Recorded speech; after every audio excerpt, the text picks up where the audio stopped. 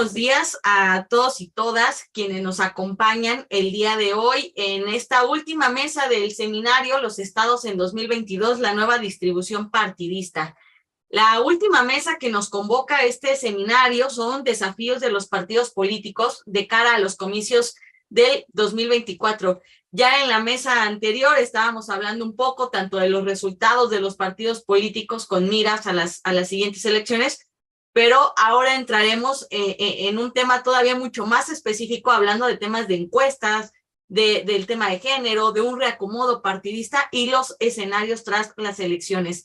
Para la mesa que nos convoca en este momento, nos acompañan el maestro Ricardo de la Peña, la doctora Goretti Alejandra Burgos, el doctor Gustavo Martínez Valdés y el doctor Cambridge Puente Martínez. Les agradezco a los cuatro por estar aquí con nosotros el día de hoy. Y bueno, pues para no quitarles más su tiempo y ya habiendo tenido como un antecedente, un preámbulo la mesa anterior, en donde pues siempre se nos pide, como diría el doctor Víctor Alarcón, tallar la bola de cristal y decir, bueno, ¿y quién va a ganar, no? Como si esto fuera nada más estadísticas futboleras, ¿no? Conforme a tantos de visitante y de local.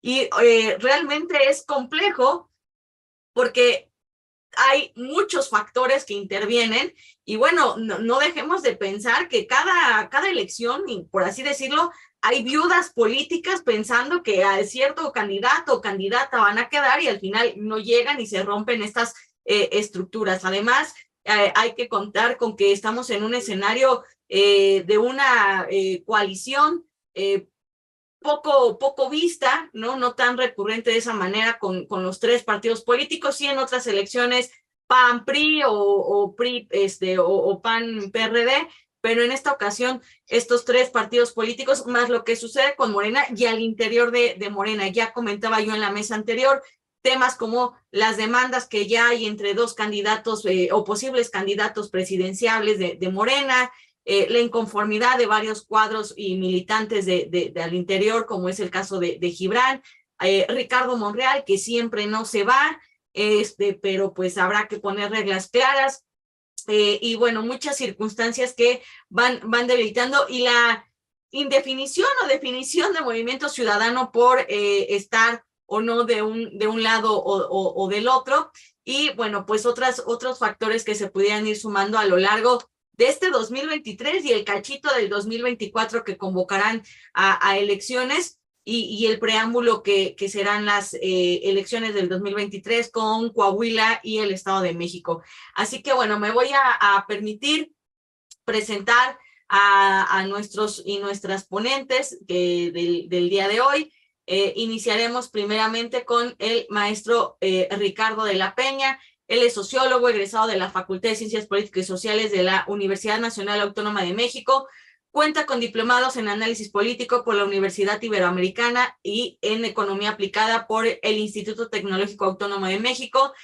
Cuenta con el Premio de Economía Político de Juan Oyola en 1981, otorgado por el Colegio Nacional de Economistas, y actualmente es el presidente ejecutivo de ISA Investigaciones Sociales Aplicadas, analista de encuestas, un encuestador además muy conocido, reconocido del medio, y que además también nos ha pues congratulado, nos ha beneficiado también aquí en la cátedra con su presencia en diferentes actividades que hemos realizado, y bueno, un sinfín de actividades que tiene el maestro Ricardo de la Peña. Estimado maestro, seas muy bienvenido. Por favor, adelante con su exposición. Gracias, voy a compartir pantalla de inmediato para ganar tiempo.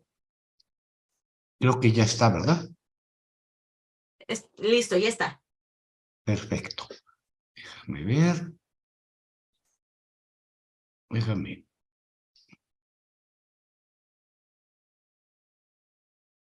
Poner la presentación. Ok. El tema que voy a tratar es el papel de las encuestas en las elecciones locales en México. No me voy a concentrar solamente en 2022, sino tomar como referente el 2021. Es difícil establecer parámetros respecto a cuál debe ser el comportamiento y la incidencia de las encuestas, dado que ha habido una serie de cambios en el panorama electoral que hacen poco compatible, poco confiable un cotejo entre lo que ocurrió en procesos electorales previos en las mismas entidades que ahora estaremos viendo, puesto que hace 6 años, hace 7 años ahora, era muy común que encontráramos una alianza PAN-PRD que confrontara a un PRI y un Morena que apenas estaba iniciando a incursionar en los procesos electorales. De esta manera, los resultados que podemos ver en 2016 y los que se ven en 2022 no resultan del todo compatibles, no resultan del todo coincidentes, sino sus distancias son muy fuertes y los mirajes que están implicando son muy altos. Por eso utilizamos 2021 como un referente para ver qué tanto es tantito en lo que queremos ver. Antes de entrar a la parte de los datos empíricos, voy a hacer un conjunto de comentarios respecto a la información que voy a manejar. Primero que nada voy a hablar de los medidores de exactitud y inexactitud de las encuestas, entendiendo por exactitud la proximidad que puede darse entre estimaciones por encuesta y resultados oficiales de elecciones. Bueno, como producto de una elección tenemos un resultado que es un conjunto de votos que se distribuyen entre una serie de partidos políticos, esto que vemos como B a la I, B su índice I, más un segmento que corresponde al abstencionismo activo o pasivo. Esto es tanto quienes pueden haber participado en la elección, pero no votado por un candidato que esté formalmente registrado, hayan anulado su voto o votado por alguien no registrado, o quienes se abstuvieron de votar. Esto nos da una cantidad de votos que, sin embargo, podemos convertir fácilmente en proporciones, simplemente dividiendo la cantidad de votos de un partido político entre el total de votos por partidos políticos y candidatos, y esto nos debe dar un resultado que a su vez sume las diversas PI como uno, si nos dé la unidad. Ahora, de una encuesta tenemos algo, podemos tener un indicador que vamos a utilizar, que es la concentración del voto, los cuadrados de esta participación de cada partido político, que es un indicador que va de un mínimo igual a 1 entre el número de contendientes que participaron y alcanza un máximo cercano a 1. De una encuesta tenemos un comportamiento similar. Una encuesta nos da una cantidad de casos que se distribuyen entre casos asignables a los distintos candidatos que contienden, más un remanente que corresponde a los casos indefinidos por cualquiera de los contendientes, bien sea porque afirmó no votar, porque no quiso decir, porque dice que no sabe, o porque dice que su voto es secreto, cualquiera de estas cosas. En la práctica, nosotros lo que podemos tener también es una proporción estimada del voto para un candidato, que sería el producto de dividir la cantidad de votos estimados, normalmente ponderados, para ese candidato entre el total de votos por candidatos, que a su vez el conjunto de estimaciones nos debe dar 1. Ahora, aunque vemos que la proporción de votos por partido político nos da 1 y que la proporción de estimaciones para votos por candidatos nos da también 1, esto supone una petición de principio en la cual suponemos de alguna manera que hay una similitud, una semejanza, una proximidad entre quienes fueron abstencionistas activos o pasivos y quienes no definieron su intención de voto en las encuestas para efectuar un cotejo entre las proporciones de voto oficialmente recibido por los partidos políticos y las proporciones estimadas de voto por cada candidato en las elecciones. Pero no estoy usando el término partido y candidato en forma como sinónimos. Hablamos básicamente de candidaturas en el caso de gobernador, candidaturas que contendieron, tanto las que pueden ser por partido político como aquellas que pudieron ser independientes. Bueno, ese es el resultado de una encuesta. Ahora, ¿cómo medimos? Porque lo que tenemos es un conjunto de puntos, un punto para cada encuesta y un punto para el resultado que está ubicado en un conjunto de coordenadas ¿sí? Para el partido 1, para el partido 2, para el partido 3, para el candidato independiente tal y tal, la estimación de la encuesta y el resultado oficial. ¿Cómo podemos estimar la distancia? Minkowski, un matemático muy conocido y además teórico también que apoyó mucho en cuestiones de la física, nos define unas distancias que corresponden a magnitudes escalares relativas a la longitud en un espacio euclídeo del segmento de recta que une dos puntos. Vemos aquí la ecuación en la cual lo que tenemos es la diferencia absoluta entre lo que se estimó por la encuesta y lo que se observó realmente, elevado a una potencia, ya se establece la sumatoria, esta sumatoria se le extrae la raíz. Esta distancia oscila entre 0, que es su mínimo, y un máximo que es igual a la raíz cuadrada de 2. Cuando D es 1, hablamos de que el máximo es 2, y cuando D es 2, hablamos de que es 1.41, que es la raíz cuadrada de 2. Como vemos en el pequeño gráfico que está a la derecha, podemos ver que hay muchas rutas posibles para poder medir la distancia cuando hablamos de una dimensión, una única dimensión.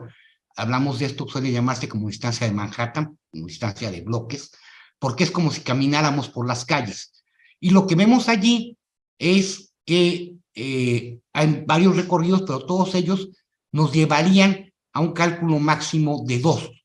En cambio, la recta mínima que podemos establecer que une a los dos puntos correspondería a la distancia de los cuadrados, como ahorita vemos.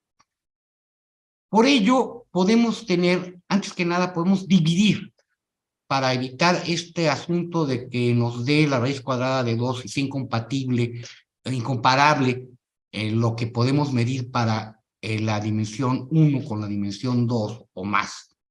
Podemos extraer la división entre 2 de la distancia, de la sumatoria de las distancias, de las longitudes de las rectas, de manera tal que podamos llevar la métrica a la unidad, a un valor unitario. Bueno, tenemos dos distancias métricas unitarias que vamos a emplear. Una que llamaremos D1, que es la típica, la sumatoria de las diferencias entre lo que se estimó y lo que se observó, dividido entre 2. Esto corresponde estrictamente a un dato que nos indique el nivel de desinformación que tuvimos respecto al resultado electoral. Uno puede calcular que esto corresponde a la entropía interna y bueno, no viene mucho al caso ahorita comentar eso, pero en la práctica nos informa qué tanta desinformación nos generó en una proporción que correspondería a la unidad, es decir, qué porcentaje de desinformación tuvimos. En cambio, D2, que corresponde al cuadrado, y que nos obliga a sacar la raíz cuadrada, nos habla de la distancia mínima entre el punto correspondiente a las coordenadas de una estimación por encuesta y el punto correspondiente a las coordenadas del resultado obtenido. Son dos indicadores distintos, uno el nivel de desinformación que nos genera y otro la distancia mínima que podemos observar. En ambos casos, en valores unitarios, es decir, el máximo que podemos alcanzar es 1. Vamos a ver ahora cuál fue la inscritura de las encuestas en 2021 y 2022. Antes que nada, comentemos, vamos a referir solamente a encuestas en vivienda, puesto que las encuestas que se realizan por internet o por teléfono no cubren la totalidad del electorado. La única forma de cubrir al universo global de quienes son relevantes para fines de una estimación son encuestas de tipo presencial en vivienda. De esta forma, si uno intenta cotejar resultados de encuestas por internet o por teléfono, nunca podremos saber en qué parte fue una inexactitud de la estimación y qué parte correspondió a estos segmentos de electorado que no fueron observados en la encuesta ya sea telefónica o por internet. Ergo, la única forma válida o pertinente de cotejo es cuando tomamos las encuestas en vivienda. Bueno, aquí vemos la distancia rectilínea, este nivel de desinformación que nos generó en cada una de las elecciones ocurridas en el año 2021 y 2022. Como vemos, son 21 elecciones 15 en 2021, 6 en 2022. Y lo que podemos ver son varias cosas. Primero, hay muy pocas encuestas en vivienda para cada proceso electoral. Hablamos de que en 3 casos ni siquiera hay ninguna observación próxima al momento de elección, durante el mes inmediato anterior a la elección, y que en 10 casos hay solamente una encuesta.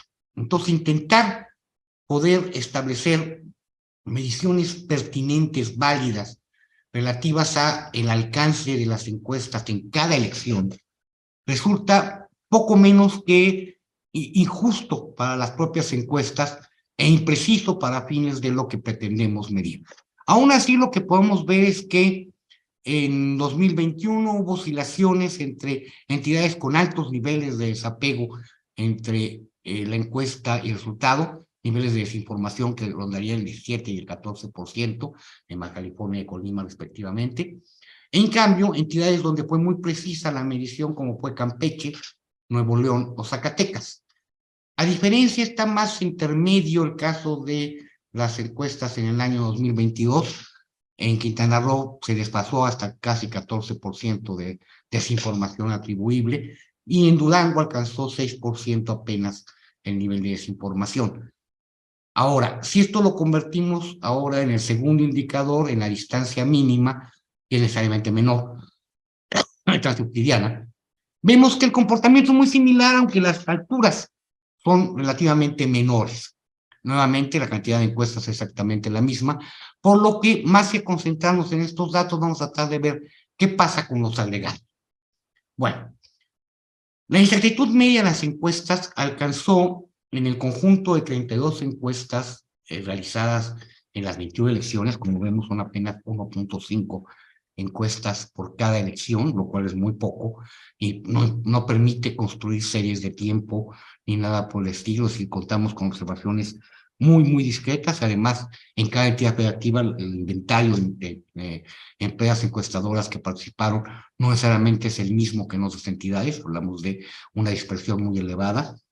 De las 32 encuestas comprendidas en el periodo, la desinformación media que nos genera es en torno al 9%. Esto es, 91% de la información que debíamos contar a través de encuestas respecto al resultado por venir está correctamente expresado y hay una desviación de 8,5 puntos entre lo que debíamos tener y aquello que contamos. En 2021 fue un poco menor este nivel de desinformación, alcanzó 8,3, y en 2022 llegó a prácticamente 10%, esto es, una décima parte de la información que debieron aportar las encuestas no fue aportada. Si esto lo transformamos en estas distancias cotidianas, estos mínimos, la distancia de los cuadrados, encontramos que alcanza casi 7% el nivel de distancia mínima, es decir, 93% de proximidad, 7% de distancia, pero que 6% en 2021 y más de 8% en 2022. En general podemos ver que las encuestas en 2022 fueron comparativamente en este nivel muy básico, muy primario de comparación, fueron menos precisas, menos exactas en 2022 que en 2021, con la aclaración de que los niveles de precisión dependen de muchos factores.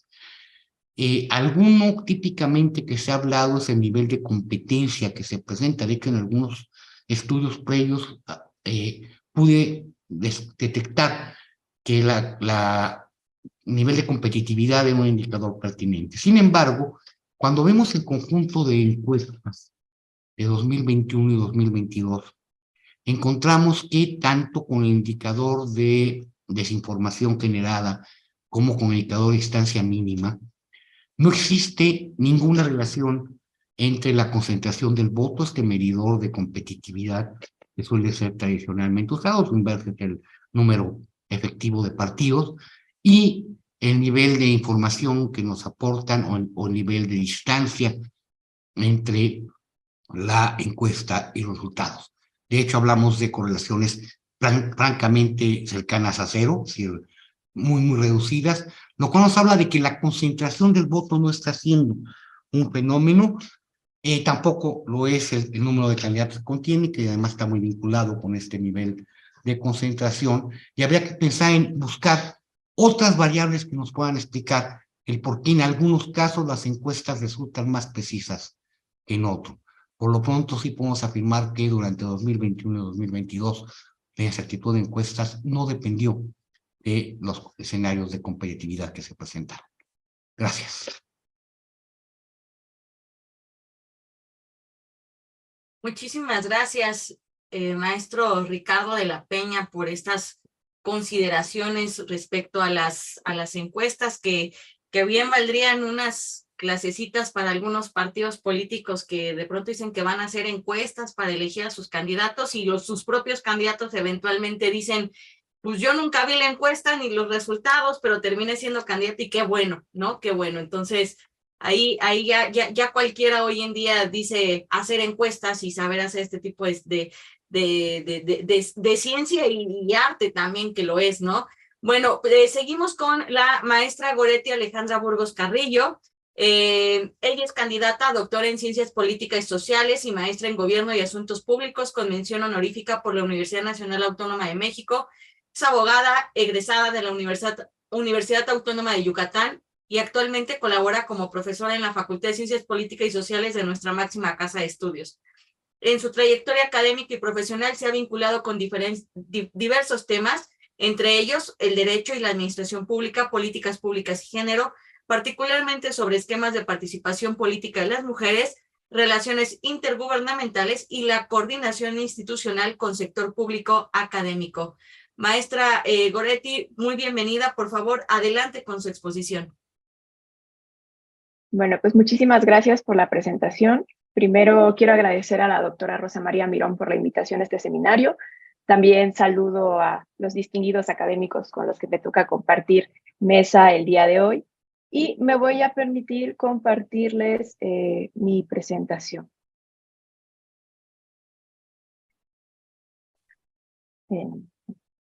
¿Me pueden decir si Listo, ya la ya se ve en pantalla? Sí. De acuerdo. Bueno, pues yo les voy a presentar un balance de la participación política femenina dentro de este proceso electoral de 2022 para luego concluir con algunas consideraciones sobre los retos que tienen los partidos políticos de cara a los comicios del 2024. Permítanme. Primero, es importante abordar por qué es relevante estudiar la participación política de las mujeres en México. Básicamente, esto obedece a la consolidación de las acciones afirmativas en el país que tienen por tarea reducir esta brecha de materialización de derechos políticos electorales que existen entre diversos grupos. En el plano de la brecha histórica de la participación política que existe entre hombres y mujeres, en los 90 surgieron las cuotas de género, que indicaban diversos porcentajes de candidatas y candidatos que se debían contemplar por parte de los partidos políticos. En 2014 es parteaguas porque pasamos de hablar de cuotas hacia la paridad de género, que se agregó en el artículo 41 constitucional y que estableció que debían competir para espacios legislativos, diputaciones y senadurías un 50% de candidatas y un 50% de candidatos. Lo relevante es que en ese momento la implementación de la paridad solamente se restringió a espacios legislativos. Es hasta el 2015 cuando el Tribunal Electoral del Poder Judicial emitió una sentencia para contemplar la paridad también en presidencias municipales. A esto se le conoce como paridad horizontal. Y es hasta 2019 cuando se da la llamada paridad en todo, que consistió en una serie de reformas a 9 artículos de la Constitución Política del país para garantizar la paridad de género en los 3 poderes y también en los organismos constitucionales autónomos. Esta reconoció la transversalización de la paridad de género en el Poder Judicial de una forma muy explícita. En un artículo se agregó la integración paritaria del Pleno de la Suprema Corte de Justicia de la Nación. Pero curiosamente, en cuanto al Poder Ejecutivo o a las gubernaturas, solamente se estableció que el Congreso de la Unión tendría un plazo improrrogable de 1 año para adecuar las leyes electorales y fijar los criterios de selección de las candidatas. Y por tanto, también se daría una armonización legal en los congresos locales. La paridad en las gubernaturas se aplicó por primera vez en las elecciones del 2021, donde se eligieron 15 gubernaturas, y ahora en el proceso de 2022, que fue bastante atípico porque primaron las elecciones de gubernaturas, pues también estuvieron presentes los criterios de paridad para gobernadores. Y bueno, aquí tenemos una infografía donde podemos ver cómo se concentra el balance de gobernadoras. Básicamente hemos tenido 3 etapas. La primera antes de la reforma política de 2014, antes de la implementación de la paridad, en donde solamente 6 mujeres habían fungido como gobernadoras, 4 de ellas por elección popular y 2 de ellas como gobernadoras interinas. Del 2014 hasta antes de la llamada paridad en todo, se sumaron 3 mujeres más como gobernadoras y posterior a la paridad en todo, se han sumado 8 mujeres más que han comenzado a encabezar las gubernaturas. En suma, son 17 mujeres las que han gobernado en México y de las cuales tenemos 9 en funciones. Bueno, es importante recapitular algunos aspectos de las elecciones previas que fueron en 2021, porque fueron los primeros comicios en donde se aplicó el principio de paridad en gubernaturas. Como les decía, el Tribunal Electoral le dio el plazo de 1 año al Congreso Federal y a las legislaturas locales para incluir criterios de paridad en estas candidaturas. El problema es que el año transcurrió y eso no sucedió. Entonces, se le pidió al INE emitir dichos criterios y el INE les pidió a los partidos políticos seleccionar al menos 7 candidatas para cualquiera de sus 15 candidaturas a gubernaturas. Pero 2 partidos impugnaron ante el Tribunal Electoral, alegando que no era competencia del INE decidir sobre ello, y el tribunal le dio la razón limitadamente a los partidos, pero al final resolvió que sí tenían que respetar la paridad y enviar al menos a 7 candidatas a las gubernaturas de ese proceso.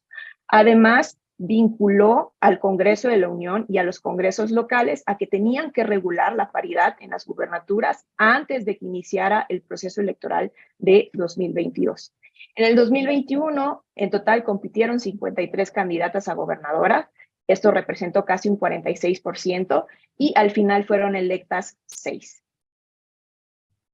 Bueno, al iniciar el proceso de 2022, el Congreso de la Unión y los congresos locales no habían emitido criterios de paridad en gubernaturas, nuevamente pasando por alto lo que les indicó el Tribunal Electoral. Por ese motivo, el tribunal le indicó al INE establecerlos y dicho órgano definió que los partidos políticos nacionales pues deberían de contemplar al menos 3 de sus candidaturas que sean para mujeres. Tomemos en cuenta que hubieron elecciones en 6 estados. Los partidos locales deberían inscribir un candidato de diferente género a la elección anterior en la que habían participado y los partidos que tuvieran un nuevo registro debían inscribir preferentemente a una mujer. Con estas reglas del INE se alcanzó un número de 13 candidatas a la gubernatura frente a 14 candidatos y resultaron electas 2 mujeres, una en Aguascalientes y otra en Quintana Roo.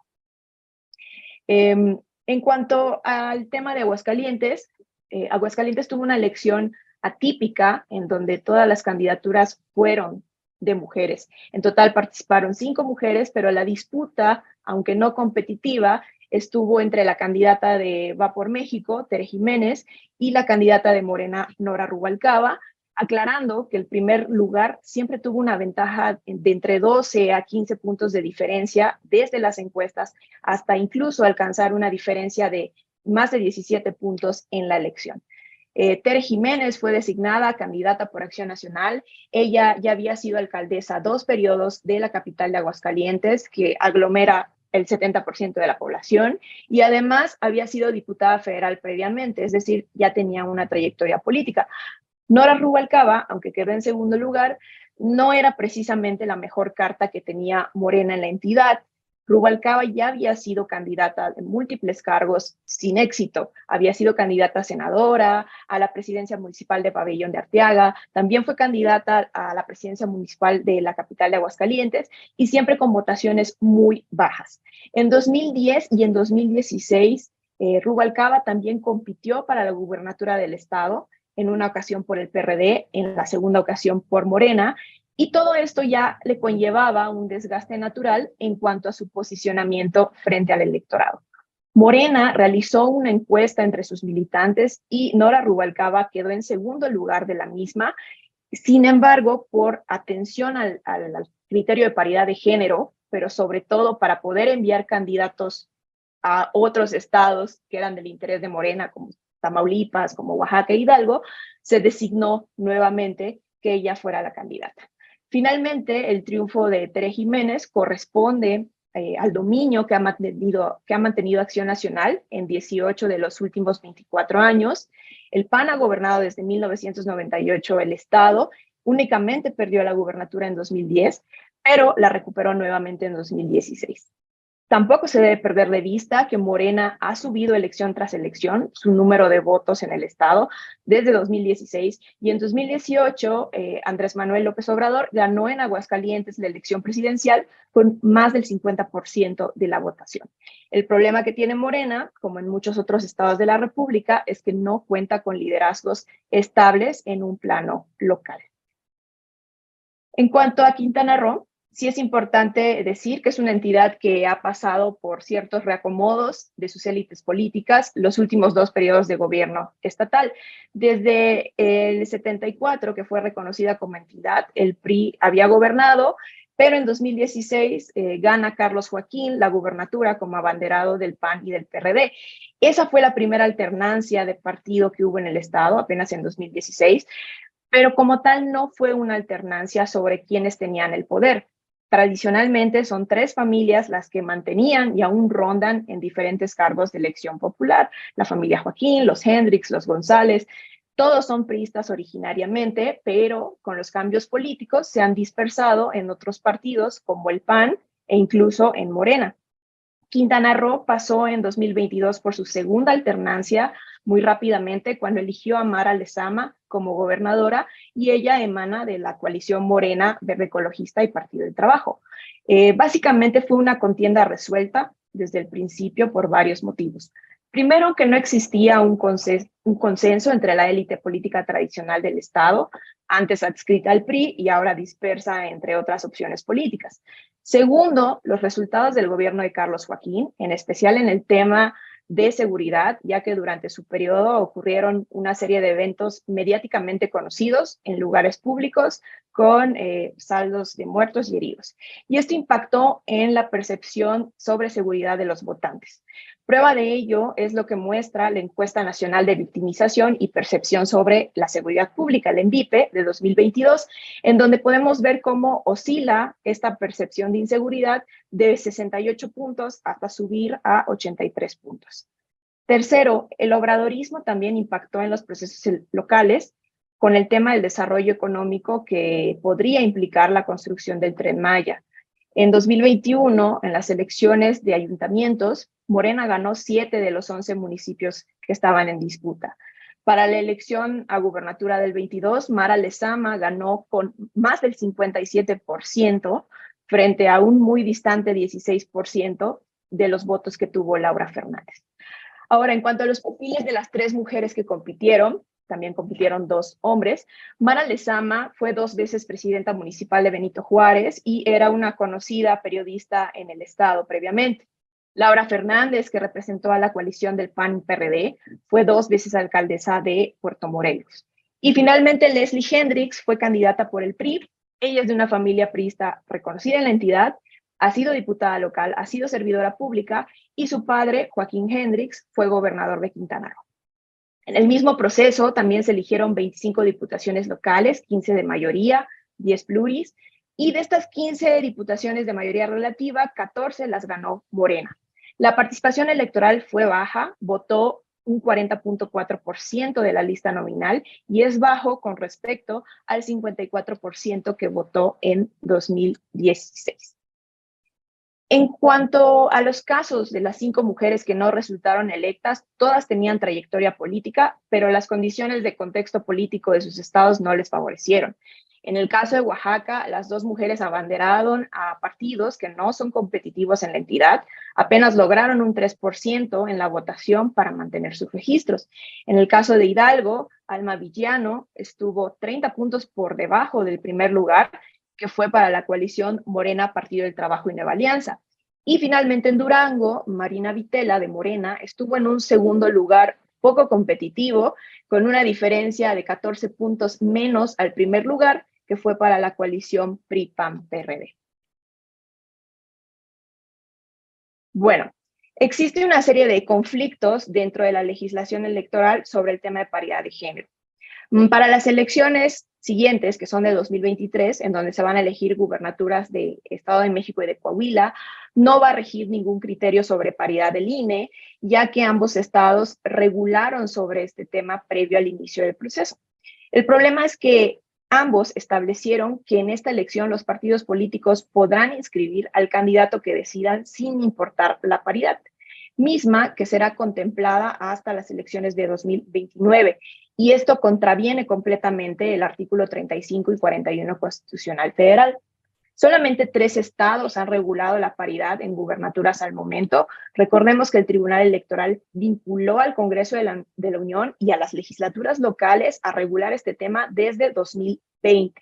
Actualmente, a nivel federal, se encuentra en la Cámara Revisora, en el Senado, una reforma a la Ley General de Instituciones y Procedimientos Electorales y también la Ley General de Partidos, que se prevé sea aprobada a tiempo para el proceso electoral de 2024. Dentro de esa reforma estaría contemplada la paridad en gubernaturas, que se contabilizaría por partido que cumpla un ciclo completo de renovación de candidaturas. ¿A qué me refiero con esto? Un ciclo completo de renovación de candidaturas sería del 2024 al 2029, si tomamos en cuenta que hay 4 procesos electorales en donde se van a elegir gubernaturas.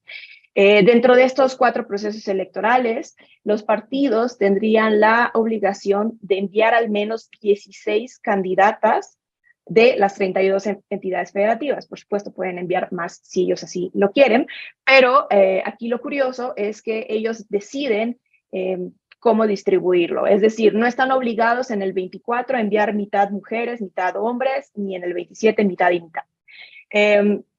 Obviamente esto podría detonar en otro tipo de problemáticas. Bueno, ¿cuáles son los retos de los partidos políticos en participación política femenina para el 24?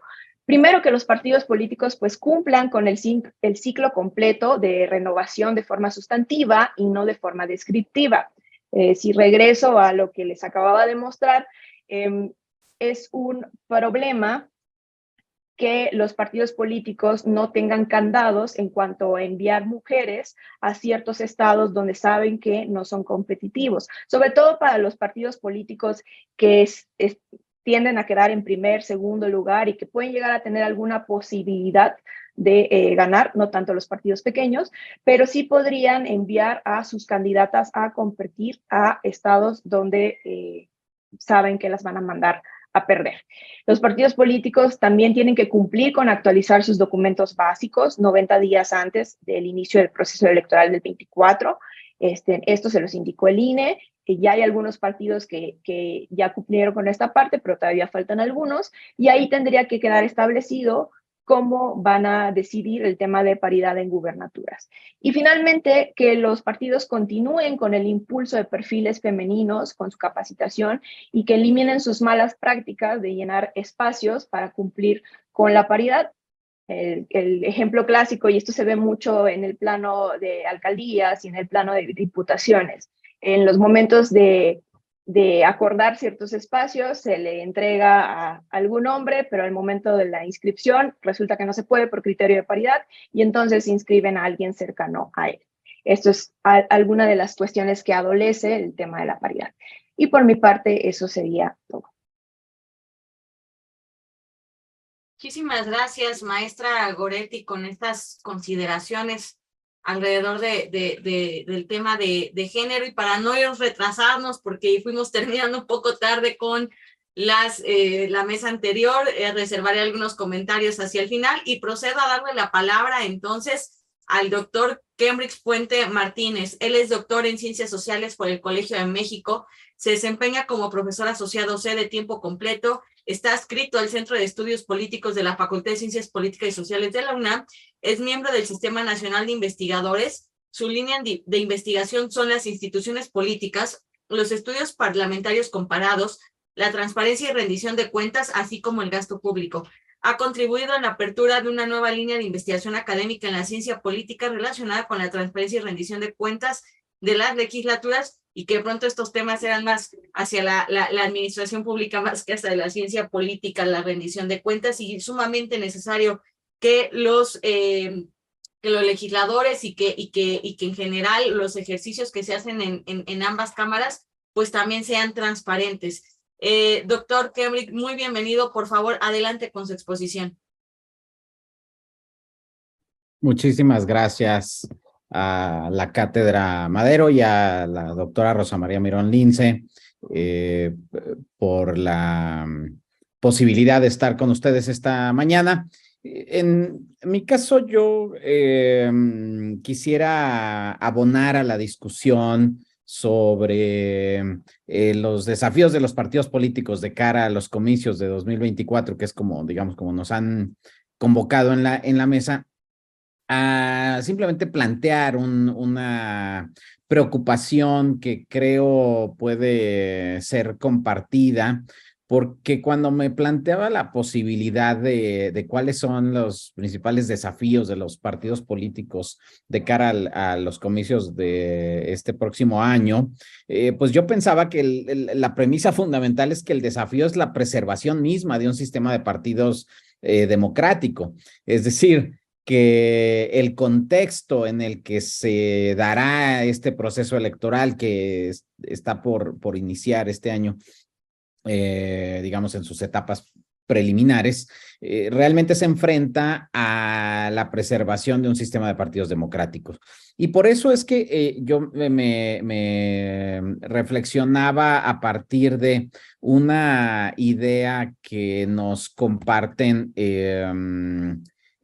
Aníbal Pérez Liñán y Scott Mainwaring hace unos días de la fragilidad de la democracia en América Latina. Voy a compartir nada más una diapositiva breve que es sobre sí lo están viendo, ¿verdad? El apoyo ciudadano a la democracia en 18 países en América Latina entre 2012 y 2020, el cual, pues bueno, toma justamente qué es lo que ha pasado en los últimos años en el apoyo a la democracia en América Latina. Es decir, estos procesos de autocratización, estos retrocesos democráticos, pues no son exclusivos de México, no es exclusivo de Estados Unidos, no es Brasil, es decir, hay una tendencia, y esto solo es en América Latina, me voy a referir más tarde a otros, pero en el caso de América Latina lo que estamos viendo es que hay esta tendencia a que la democracia, pues bueno, puede tener pausas, es decir, es percibida como que no es tan necesaria para tener mejor estabilidad laboral o más seguridad, etcétera. Y entonces el riesgo pues es muy alto en un contexto de electoral en el que puede generar retrocesos importantes. De hecho, valdría la pena que tengamos en cuenta, y sigo refiriéndome al texto de Mainwaring y Pérez Liñán, que si hablamos de las distintas categorías de régimen democrático, pues México está en la tablita, es decir, México no parece como avanzar hacia democracia de medio nivel, ni mucho menos a democracia consolidada, sino que de acuerdo a esta clasificación, México está como una democracia de bajo nivel o una semidemocracia que más bien le coquetea hacia un régimen autoritario competitivo, es decir, un régimen en donde, como ahí lo señalo, es una democracia formal, existen democracias formales, institucionales, insisto, en el competitivo. No estamos ahí, pero el riesgo de estar ahí está latente. Es decir, una democracia que es formal, existente formal, pero que pues básicamente está vista como un mecanismo de acceso al poder en el que quien ocupa el cargo abusa del ejercicio del poder frente a sus oponentes. Bueno, pues justo ese es uno de los principales riesgos a los que nos enfrentamos en la actualidad, puesto que el régimen democrático mexicano se enfrenta a distintos desafíos contextuales. En particular, pues uno que cada vez queda más evidente, pues es el papel del crimen organizado en los procesos políticos y electorales, es decir, cuál es la capacidad de los partidos políticos para impulsar candidaturas en un contexto local en el que pues los factores reales de poder dependen de la posibilidad de que los grupos del crimen organizado les permitan actuar en esa entidad. Es decir, ahora que escuchaba a la maestra Goretti, por ejemplo, hablar de las candidatas a gobernatura, pues me obliga inevitablemente a pensar en las candidaturas que habrá el próximo año para las gobernaturas de Ciudad de México, Chiapas, Guanajuato, Jalisco, Morelos, Puebla, Tabasco, Veracruz, Yucatán, en donde yo no sé si vaya a existir estas condiciones de libertad para que puedan tan solo, ya no digamos solo las candidatas y candidatos, sino quienes hacen campaña por ellos para transitar hacia allá. O en lo que comentaba el colega Ricardo de la Peña sobre las encuestas, pues bueno, no solo ya no hablemos de la tasa de rechazo de las encuestas, sino la imposibilidad de poder ir a algunos espacios para poder encuestar, como sucedió en Tamaulipas y que bueno, puede suceder también obviamente en Guanajuato, en Jalisco, en Morelos, en Veracruz, en donde hay prácticamente zonas donde el crimen organizado tiene la potestad para decidir quién entra y quién sale de la entidad y por ende quiénes pueden ser candidatos o candidatas o ser neutralizados. Esa es una de las principales debilidades del régimen democrático no solo de México, sino de otros países, el crimen organizado. De hecho, regresando a la cita que hacía yo de Scott Mainwaring y de Aníbal Pérez Liñán, pues ese es uno de las principales razones por las que hay un menor apoyo a la democracia en América Latina, o al menos al que ellos señalan. La segunda razón son los pobres resultados de los gobiernos en los últimos años. Es decir, eso genera insatisfacción con la democracia y por eso les pavimenta el camino a los líderes populistas que dicen que no importa la evidencia empírica que exista, cuando ellos lleguen al poder todo va a ser diferente. ¿Cómo? No lo sabemos. Hoy, por ejemplo, leía yo por la mañana una encuesta en El Financiero, en primera plana, sobre los liderazgos de oposición que encabezan las principales posibilidades de ser candidatos de oposición o lo que son más preferidas y preferidos. La principal, digamos, quien encabeza estas preferencias es una senadora, exconductora de televisión, que no tiene ninguna experiencia gubernamental y que no tiene ningún proyecto de gobierno, o al menos no lo ha hecho evidente, pero aparece frecuentemente en los medios, es visto con frecuencia en redes sociales, etcétera. Y entonces ese puede ser el camino que está pavimentando este contexto, el que lleguen candidaturas con estas características y que obviamente hacia el futuro puedan irse consolidando. Estoy hablando de toda América Latina, gobernantes que no tengan ninguna idea de cómo gobernar, pero que tengan interés en ser candidatos de sus partidos y a través de los mecanismos que sean necesarios. ¿Por qué? Pues porque los medios privilegian el escándalo, privilegian la confrontación, y en este contexto en el que se privilegian este tipo de personalidades, pues bueno, lo que tenemos es elecciones que se resuelven incluso al interior de los partidos políticos, como ya nos decía la maestra Goretti, a través de encuestas de popularidad, aunque se sacrifique la propia identidad del partido político, ¿no? Bueno, y por supuesto, esto nos lleva a reflexionar sobre las características de un sistema de partidos democrático y la cercanía que se tiene de transitar a un sistema de partidos autoritario. A mí me parece que, bueno, un sistema de partidos autoritario es definido como una constelación de partidos políticos que se caracteriza por el dominio de un partido político. Es decir, no es que no existan partidos, es que existe un dominio absoluto de un partido político y que se aleja de esta idea de que los partidos que pierden las elecciones tienen la posibilidad de ganar la siguiente elección, cuando pues hay lo que conceptualmente en ciencia política se llama el deslizamiento en reversa o el backsliding, es decir, cuando hay regresiones autoritarias, es decir, cuando hay deslizamientos que empiezan a deteriorar las cualidades asociadas con la gobernanza democrática.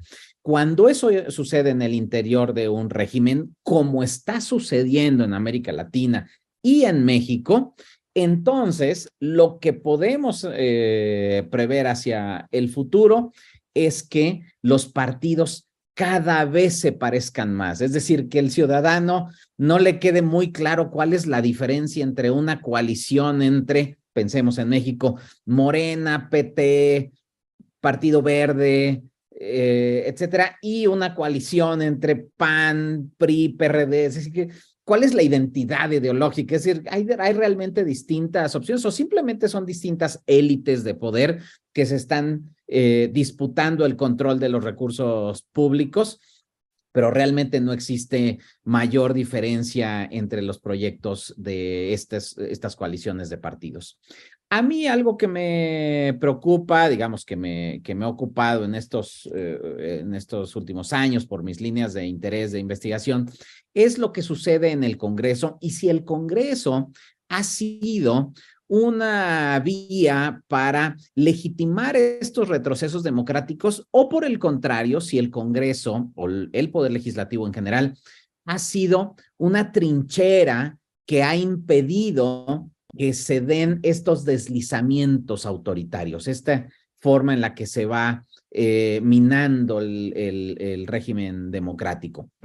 Y para eso, la única forma en que yo creo que es posible es que se construyan mayores capacidades institucionales hacia las legislaturas que impidan que el cambio de la correlación entre las mayorías socave la capacidad institucional de las mismas. Voy a volver a compartir pantalla antes de terminar, ya quiero terminar con esto, pero en una de las más sencillas tipologías de legislaturas, que es la de el fallecido politólogo Neilson Polsby, él decía que hay dos grandes tipos de legislaturas. Hay muchas otras tipologías, pero digamos, para simplificar en esta discusión, diría, hay dos grandes tipos de legislaturas. Legislaturas que son más transformadoras, que tienen mayor capacidad de transformación, y legislaturas que se convierten más bien en foros de debate.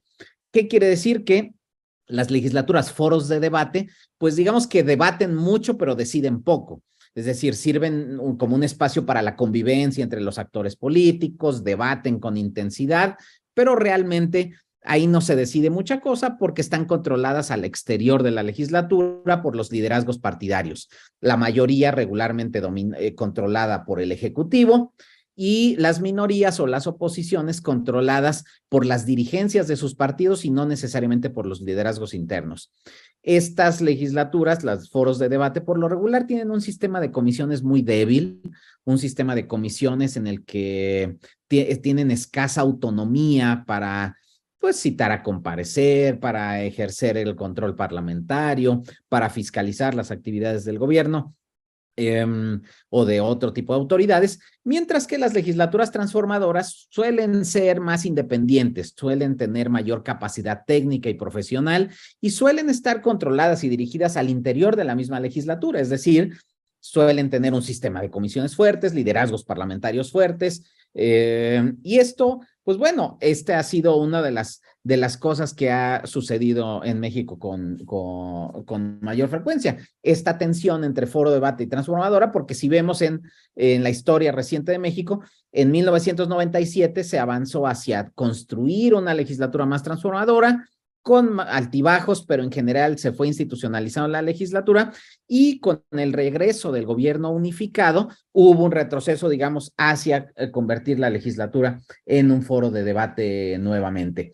¿De qué depende? Pues bueno, dice Paulsby, hay de 3 elementos que pueden ayudar a explicar si una legislatura es transformadora o no: homogeneidad, jerarquía y consistencia.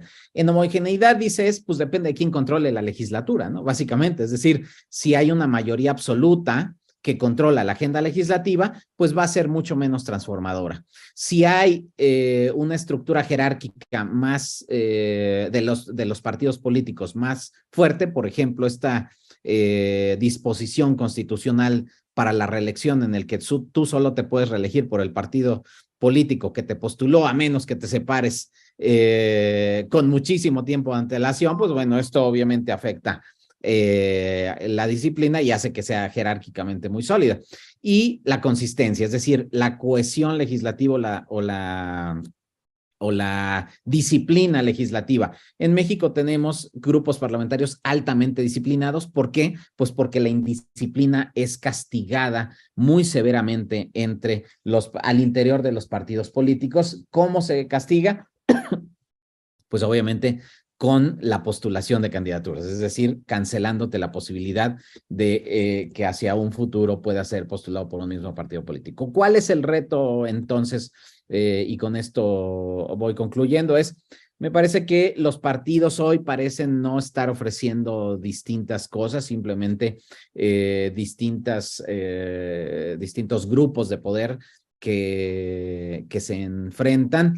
Y lo que sí puede venir hacia un futuro, me parece, y señalo algunos puntos, es que en Morena, pues bueno, tienen el gran reto de institucionalizar su partido político, es decir, pasar de un movimiento a un partido político para que no dependan solamente del liderazgo del caudillo, de sus decisiones, sino que pasen hacia un proceso de institucionalización en donde tengan un proyecto que no se base solo en la destrucción de lo previo, de aquello con lo que no están de acuerdo, sino que ofrezcan un proyecto de gobierno.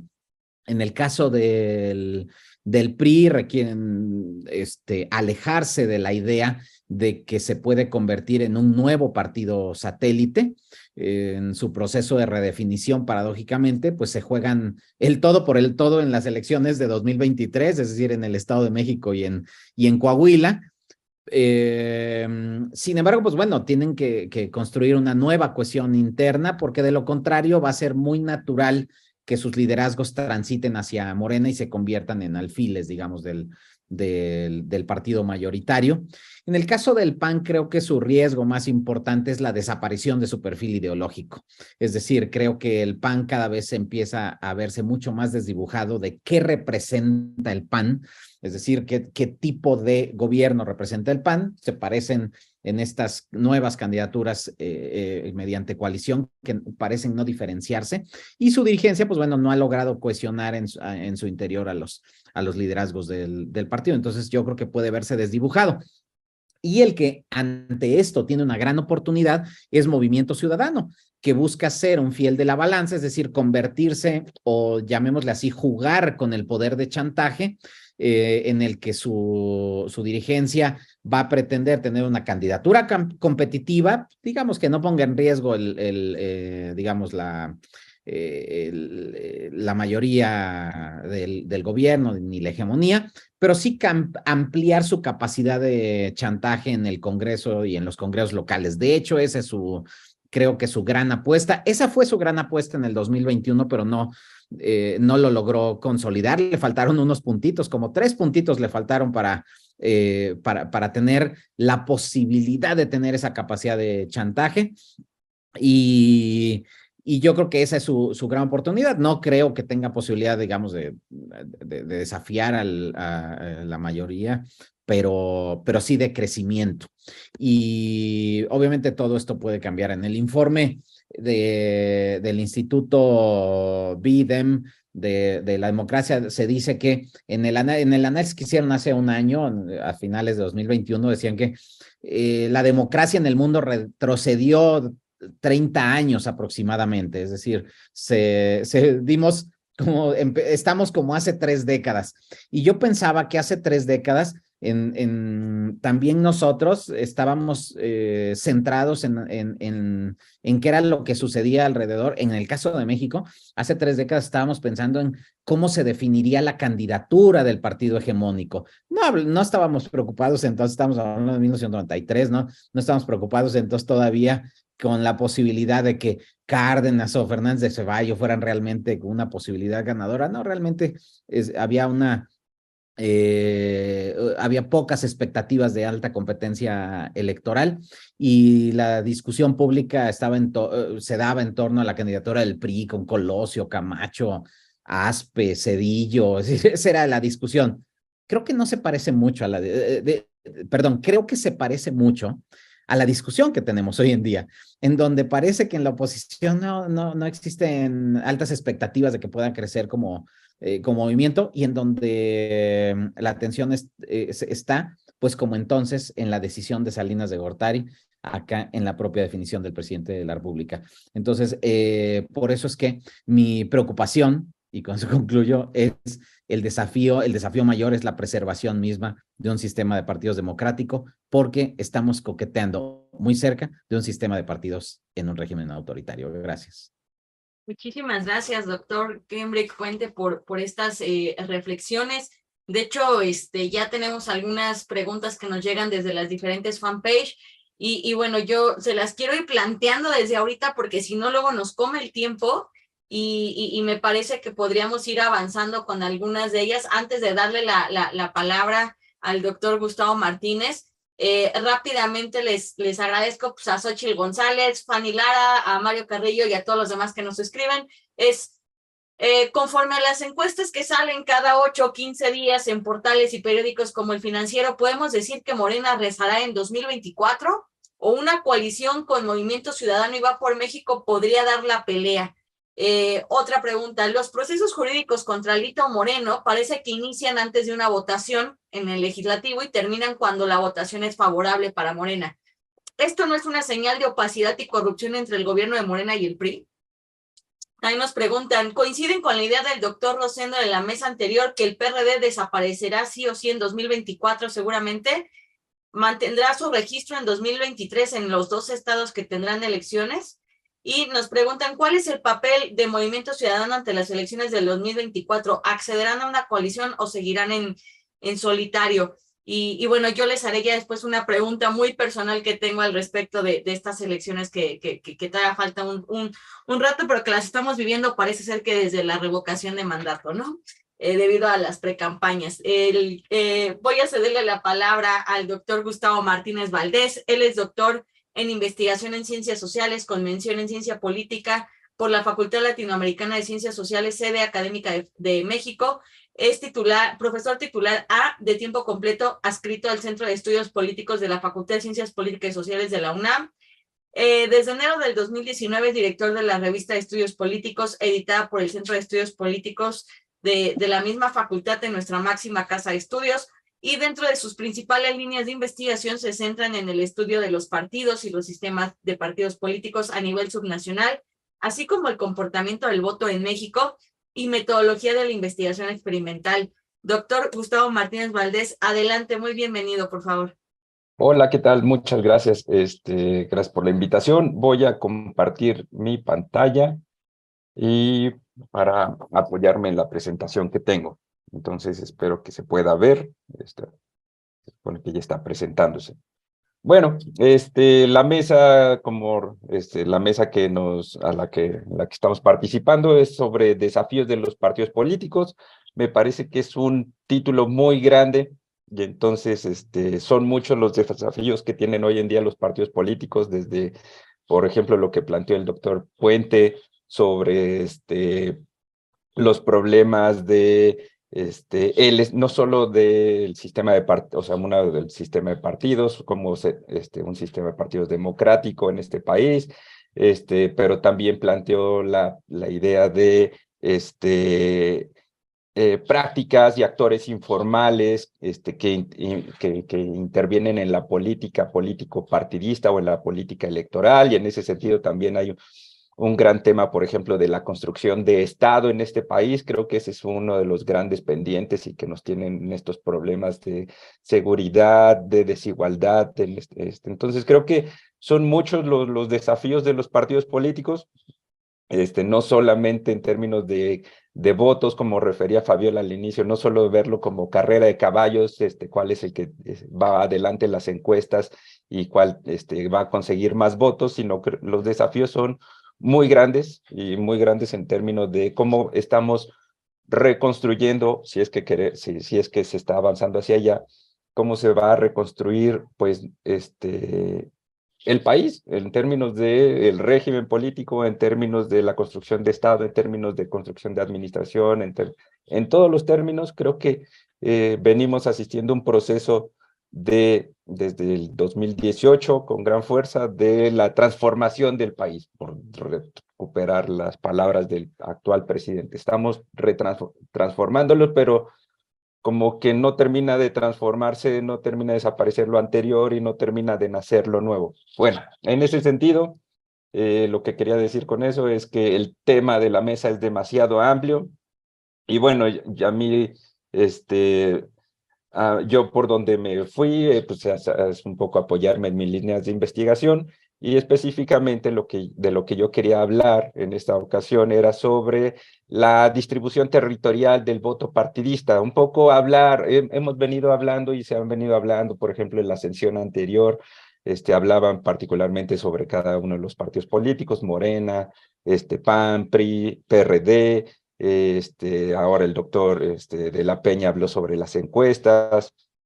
La doctora Goretti, bueno, la candidata doctora Goretti, hablaba sobre la participación política de las mujeres en términos de las candidaturas, o como refería el doctor Puente sobre las características de un sistema de partidos más de corte democrático. Pero bueno, y luego al final de cuentas, ¿y qué pasa cuando queremos salir a la calle, por decirlo así?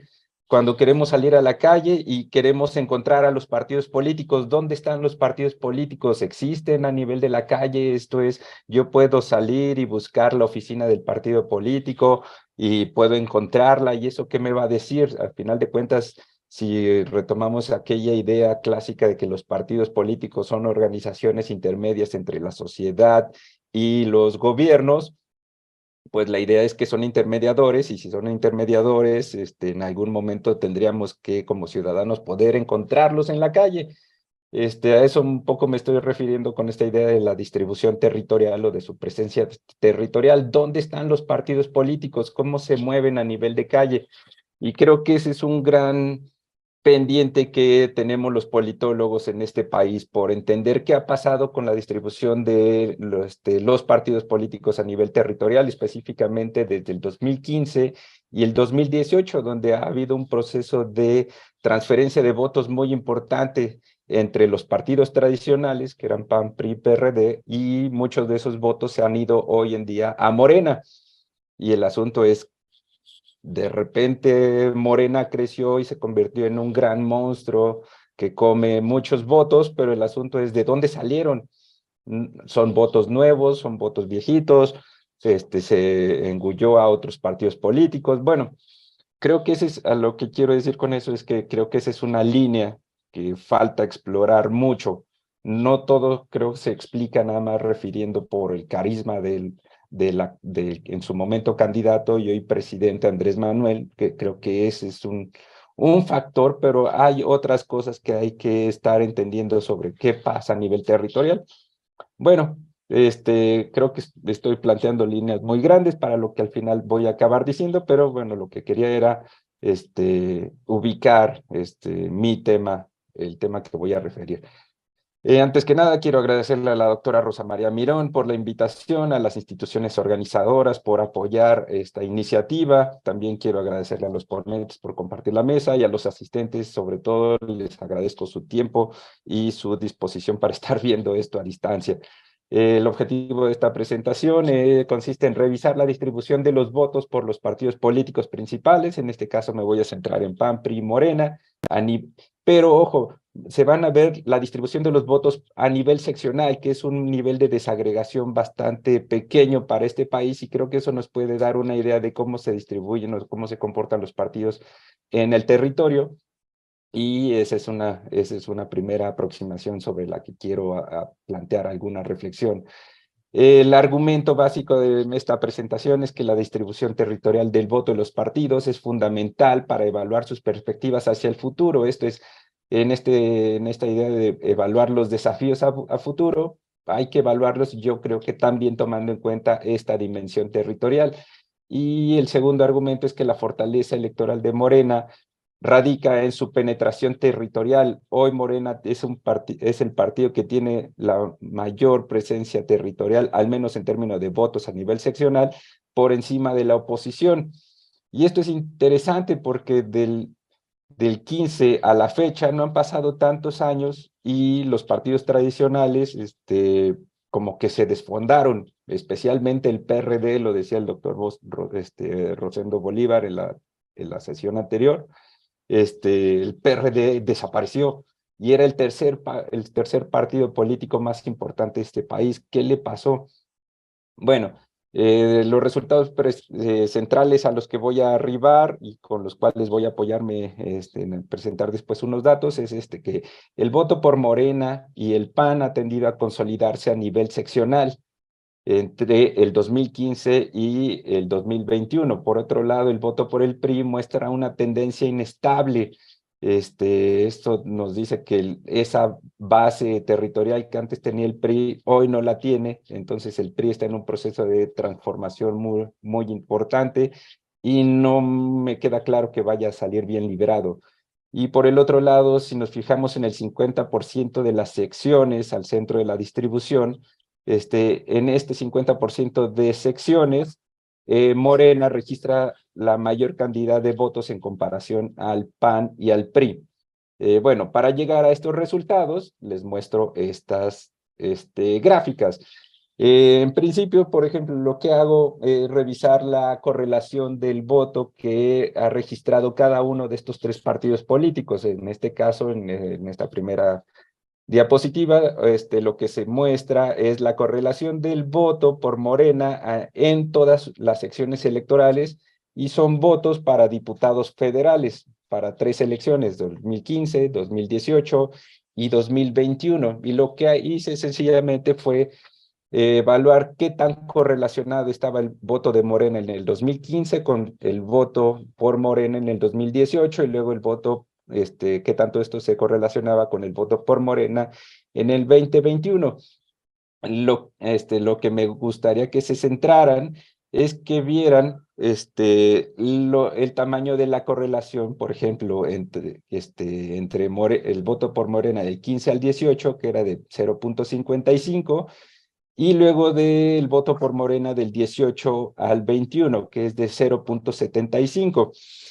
Lo que me interesa que vean de estos números es que vean la manera en que se incrementa la correlación del voto por Morena, que pasa de 0.55 a 0.75. Esto es lo que nos dice de alguna manera, o como yo lo pude interpretar, es que de alguna manera el voto por Morena se ha ido consolidando. Esto es, por cada voto que se emitió por Morena en una primera elección, en la elección consecuente, la proporción del voto varió de 0.55 a 0.75.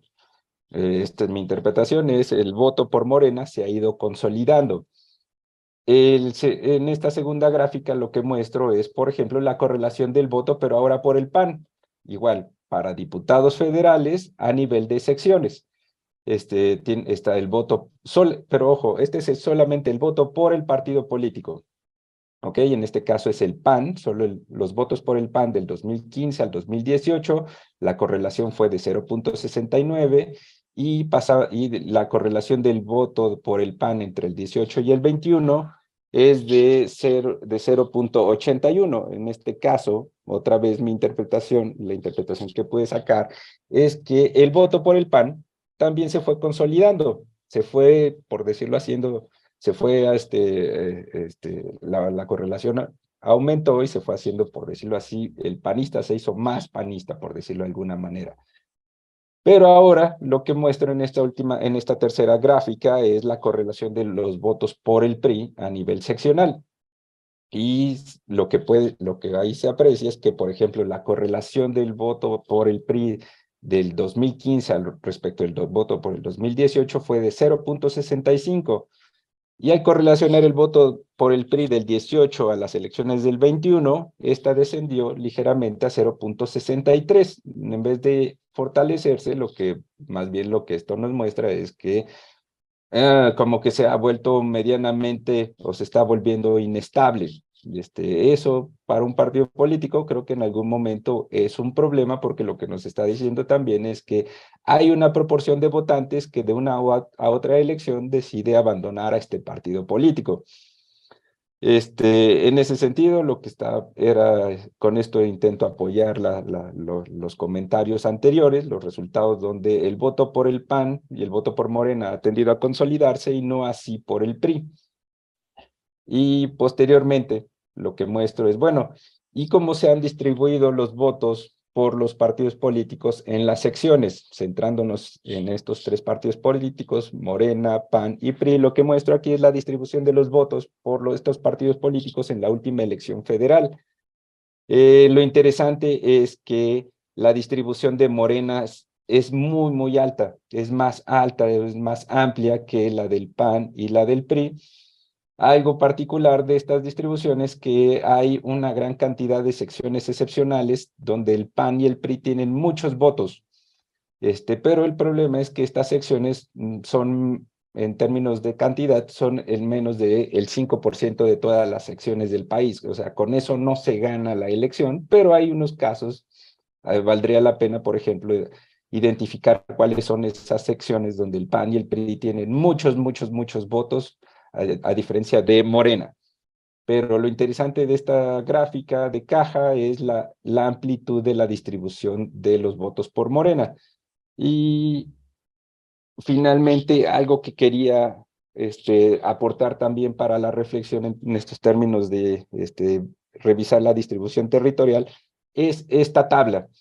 Lo que muestro en esta tabla es este ejercicio. Imaginen que es un ejercicio donde se muestran los deciles de votos por secciones. Lo que quiero decir con esto es, imaginen que tenemos todas las secciones electorales del país para cada uno de los partidos políticos. Ahora, imaginen que ordenamos estas secciones electorales en función, para cada uno de los partidos políticos, las ordenamos desde la sección que tiene la menor cantidad de votos hasta la sección que tiene la mayor cantidad de votos.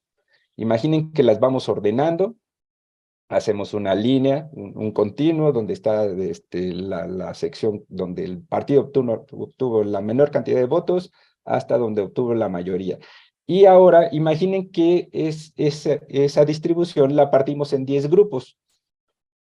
Partimos en 10 grupos con la misma cantidad de secciones dentro de cada uno de los grupos. En ese sentido, cada uno de esos grupos va a ser un decil.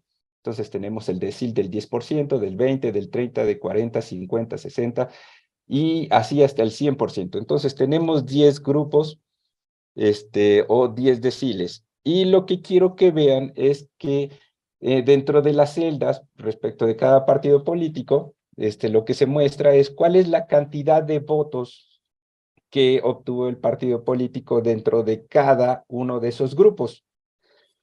Y lo que quiero, un dato interesante es, por ejemplo, que en el último decil, o el último decil, o el decil más cercano al 100%, que es el último decil que va entre el 90 y el 100%, ahí se encuentran los casos o las secciones donde los partidos políticos registraron sus votaciones más grandes o sus votaciones atípicas.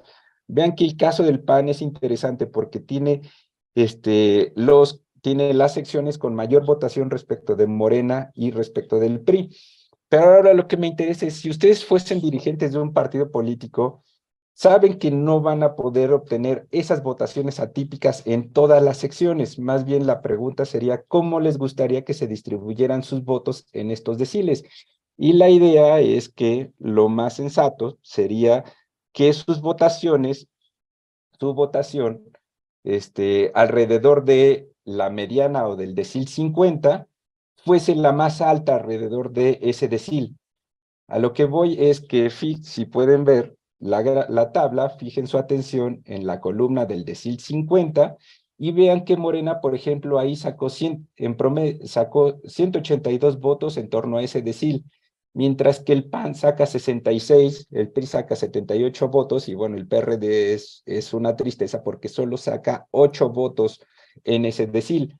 Ahora, si nos centramos entre el decil 30 y el decil 70, vean que la distribución o la cantidad de votos que recibe Morena siempre va a ser más grande que la que recibe el PAN y la que recibe el PRI. Incluso si sumásemos las votaciones del PAN y el PRI en estos deciles entre el grupo 30 y el grupo 70, aún así los votos del PAN y el PRI no le llegarían a los votos por Morena. Hacia donde voy con esta idea es que en el centro de la distribución Morena incluso tiene una votación más fuerte, y lo que nos está diciendo es que en estas secciones electorales, o en su mayoría, Morena tiene mayor presencia que los otros dos partidos políticos que son sus principales adversarios el día de hoy. De alguna manera, esto a lo que me lleva a pensar es la fuerte presencia territorial en términos electorales de Morena respecto a lo que pasa con el PAN y el PRI. Con esto llego a mis conclusiones. Mi conclusión es que Morena tiene mayor presencia territorial en votos a nivel nacional. La estrategia electoral de la oposición centrada en una alianza electoral PAN-PRI-PRD no necesariamente se está traduciendo en estrategias a nivel territorial. Y finalmente, son muy importantes los recursos públicos para asegurar la presencia territorial de los partidos políticos. ¿Qué recursos? Por ejemplo, el financiamiento de los partidos, los recursos clientelares, el patronazgo político o las políticas de transferencias monetarias universales. Todas esas son muy importantes para asegurar la presencia territorial de los partidos políticos, y hoy la oposición carece de eso o está muy debilitada en esos recursos. Y con eso creo que se me ha terminado el tiempo. Sin otro comentario, les agradezco su atención. Muchísimas gracias, doctor Gustavo, por sus consideraciones muy ilustrativas, y nos ayudan pues a irle quitando un poquito esta de la mística de pues, quién va puntero. Digo, pensemos simplemente en Samuel García, ¿no? Cuando inician las elecciones iba en cuarto lugar, nadie lo esperaba en Nuevo León, o casi no se esperaba. Se combinaron una serie de factores y de situaciones, y bueno, pues ahí tenemos al gobernador de Nuevo León, por ejemplo, ¿no?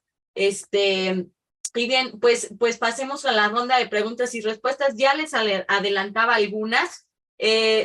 Maestra Goretti, nos comentan respecto, me parece que esta es una pregunta muy dirigida hacia el tema que usted abordó, pero bueno, igual si los académicos que nos acompañan quisieran hablar al respecto de ella, pues también bienvenido.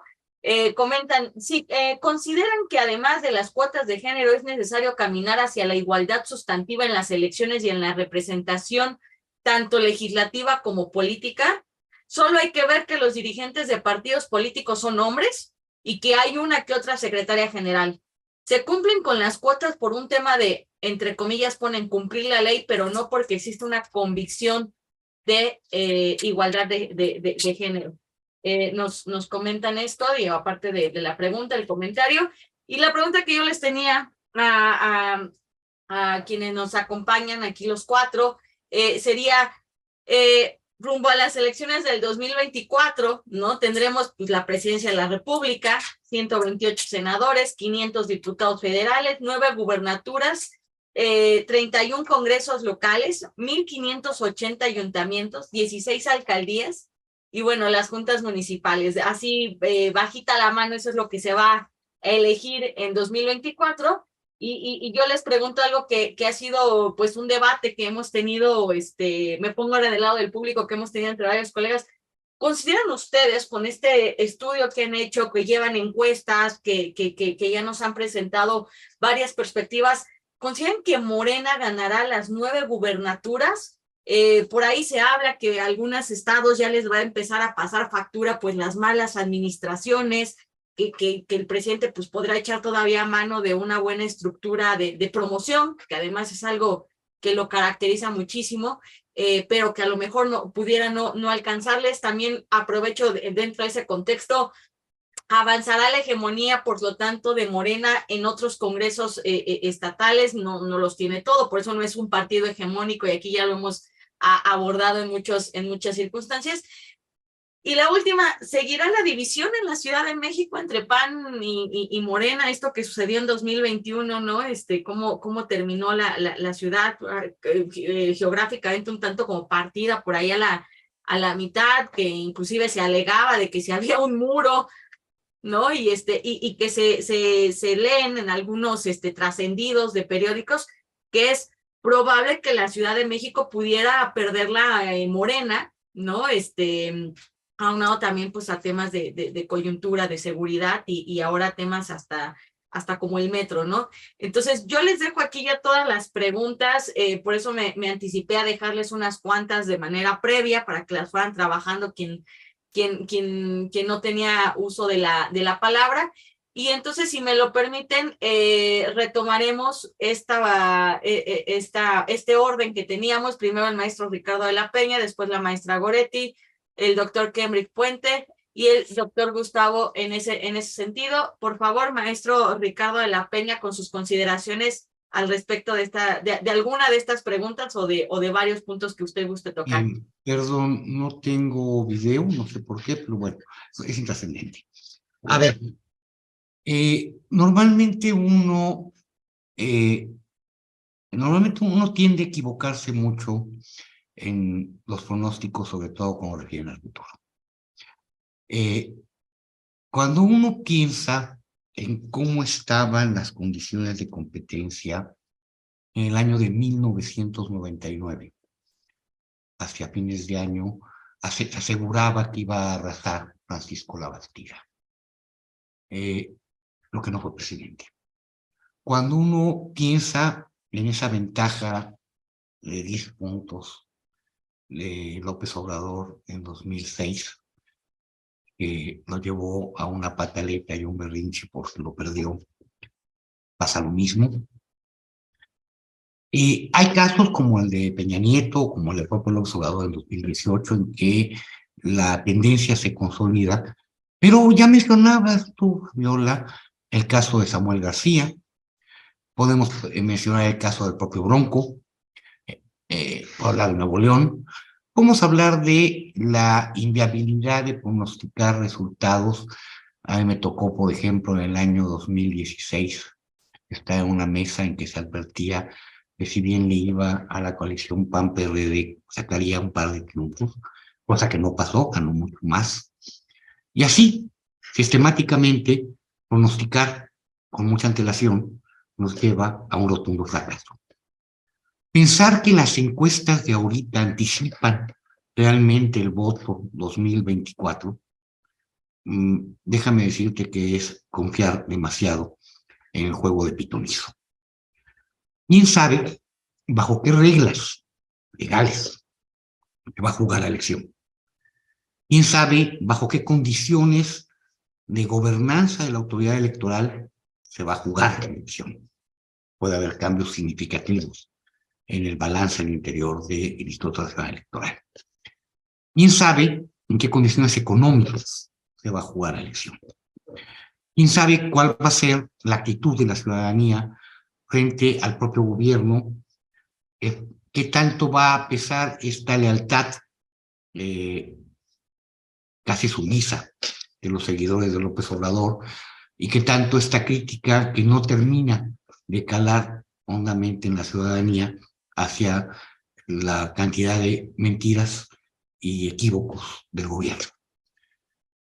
Anticipar entonces si va a ganar la Ciudad de México uno u otro partido político, si va a ganar 9 gubernaturas o solamente va a ganar 3 o va a ganar 5, si la presidencia será altamente competida o será claramente ganada por alguien, es jugar al pitonizo equivocadamente.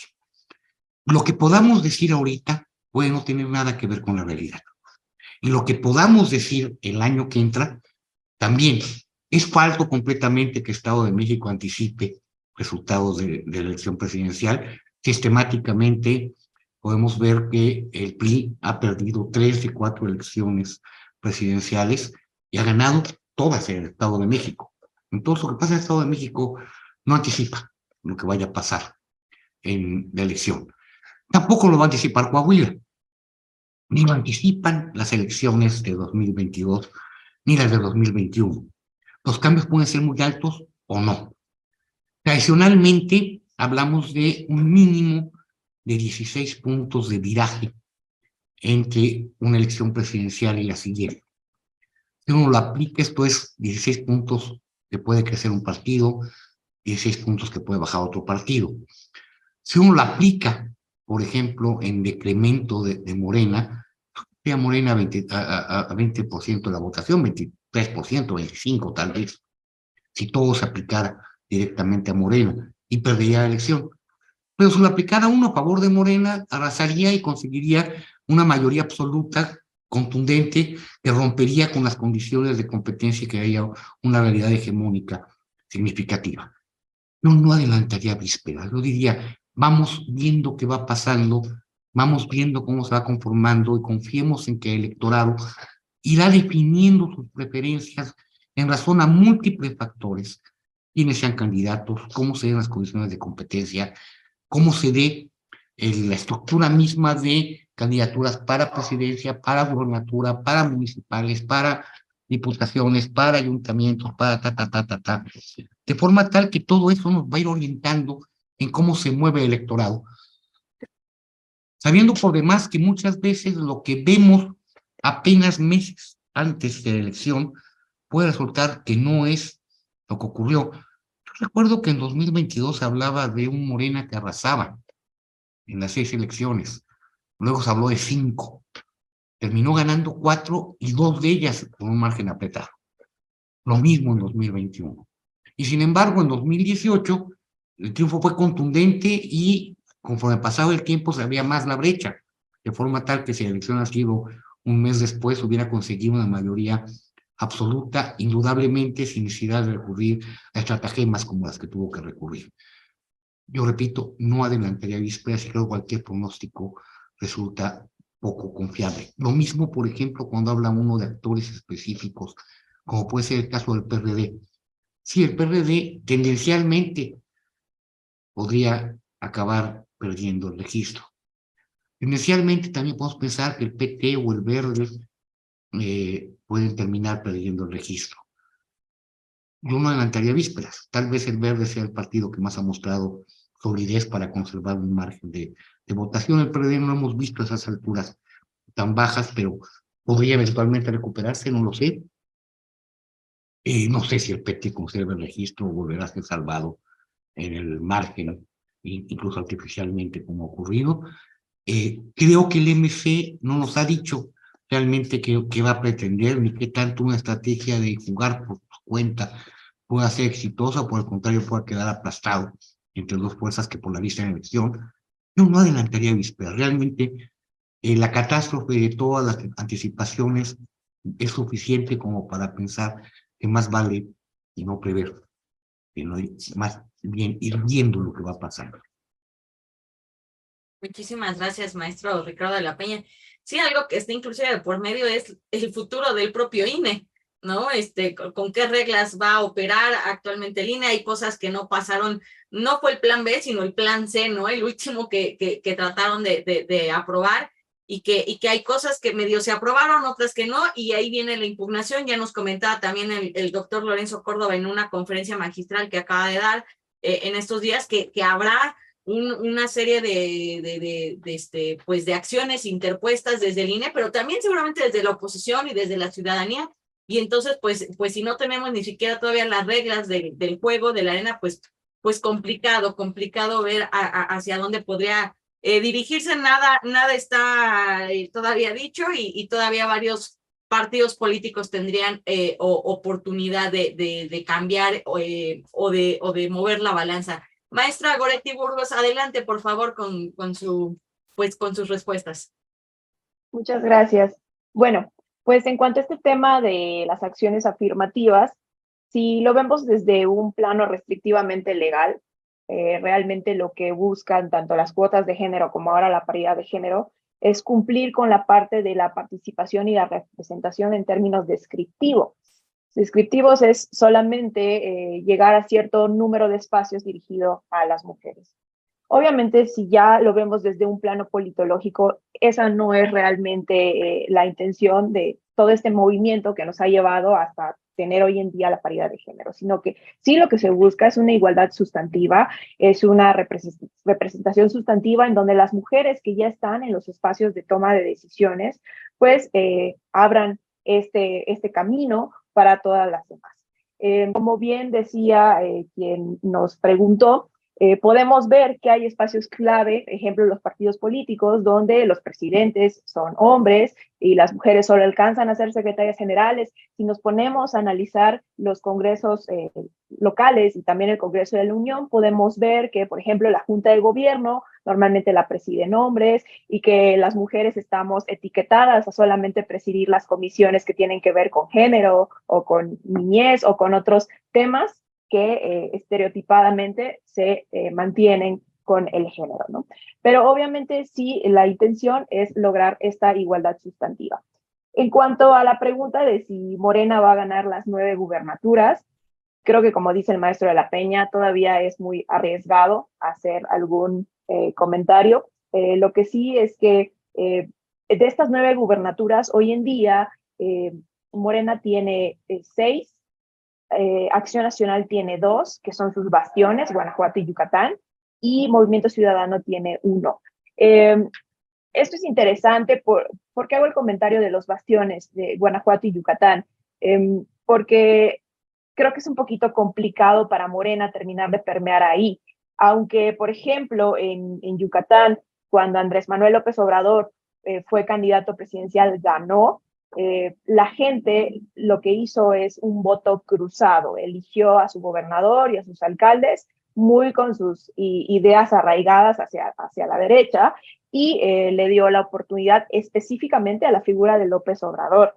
Si tomamos en cuenta lo que les comentaba en mi exposición, de que no hay liderazgos locales estables en prácticamente todo el país de Morena, pues eso le causa o le produce mucho conflicto a la hora de llegar a ganar este tipo de bastiones.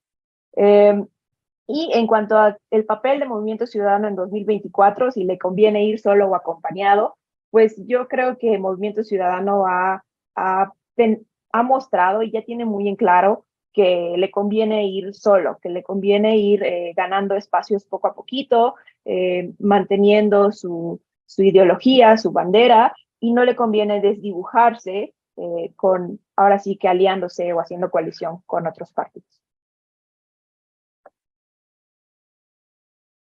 Y perdón, por mi parte sería todo. Muchísimas gracias, para no interrumpir la maestra, gracias. Además luego aquí se nos esconde un poco el micrófono, ¿no? Doctor Kenrick Puente, por favor, adelante con sus consideraciones.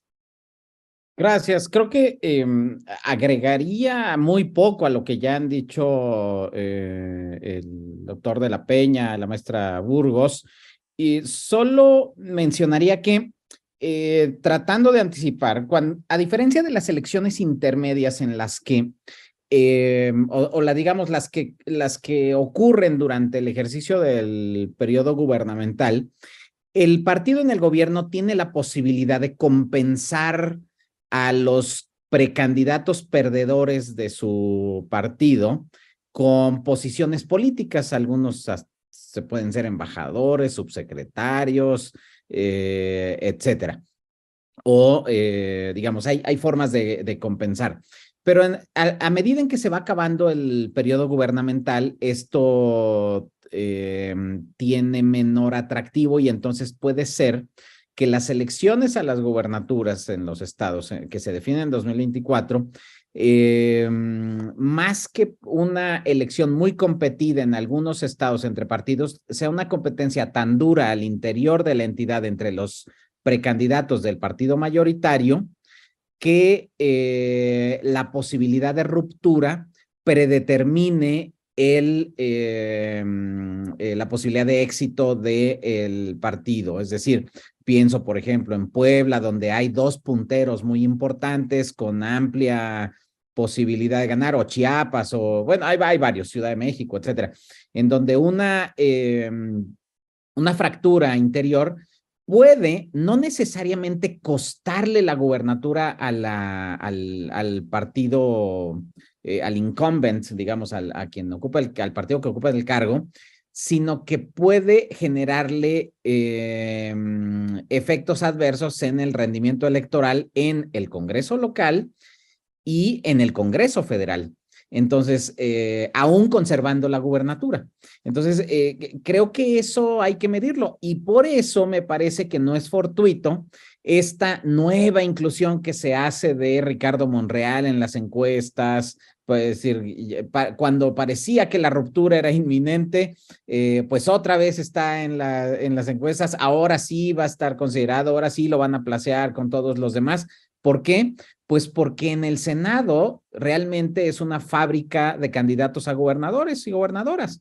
Entonces, todos los senadores y senadoras tienen la aspiración de gobernar su entidad y para eso trabajan muchas y muchos de ellos. Entonces, es probable que lo que se esté tratando de contener son esas posibles rupturas internas. Entonces, no se puede, yo coincido totalmente con el profesor de la Peña en que, pues bueno, es muy difícil en estos momentos decir qué va a pasar, pero suponiendo que sean las mismas reglas del juego o no tengan cambios mayores, como lo ha dicho la maestra Burgos, pues me anticiparía a que en los estados en donde hay mayor posibilidad de conflictividad interna, no va a arrasar Morena. Me refiero a Ciudad de México, Chiapas, Morelos, Puebla y Veracruz.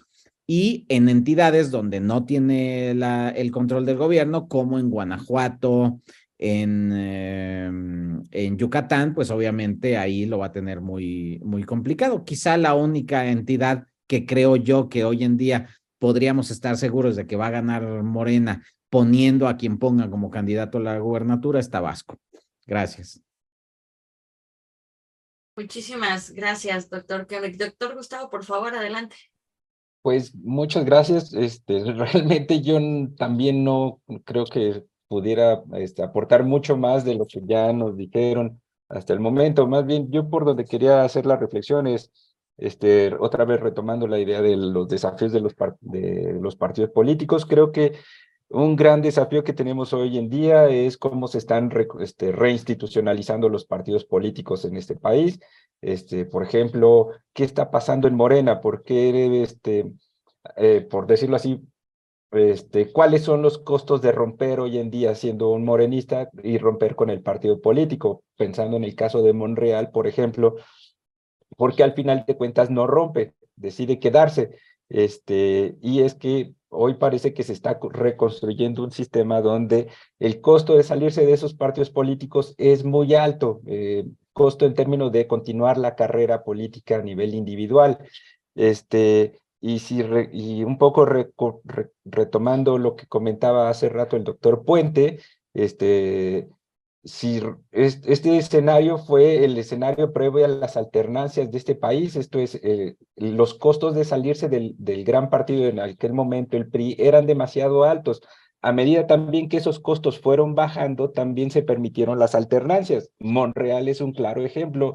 En el 97, el dichoso Monrealazo, él tuvo esta posibilidad porque también la oposición estaba creciendo electoralmente.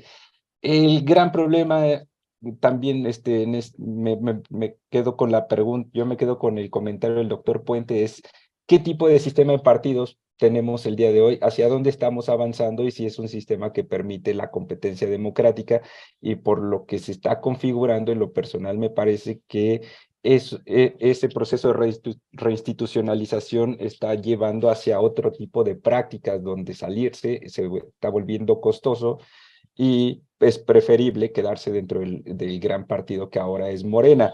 En ese sentido, ese es como la mayor aproximación a la que llegaría el día de hoy. Y un poco pensando en mis datos, no me parece que los partidos políticos estén reconstruyendo sus bases, al menos tomando en cuenta lo que ocurrió en la sesión previa a esta. Los ponentes no refirieron nada de eso, que los partidos estén bajando a territorio y estén reorganizando sus comités. Eso me preocupa bastante y bueno, hasta ahí lo dejaría. Muchas gracias. Muchísimas gracias, doctor Gustavo. En definitiva, es preocupante el accionar de los partidos políticos. Aquí y en muchos otros foros se ha dicho inclusive, pues, ¿quién puede ser el candidato de la oposición? ¿Qué propone la oposición? ¿No? Si inclusive son buenos candidatos presidenciales los que hoy están barajeándose en Morena. El tema de las estructuras, vaya que sí, tienen grandes pendientes, pues estos, bueno, los actores políticos en general.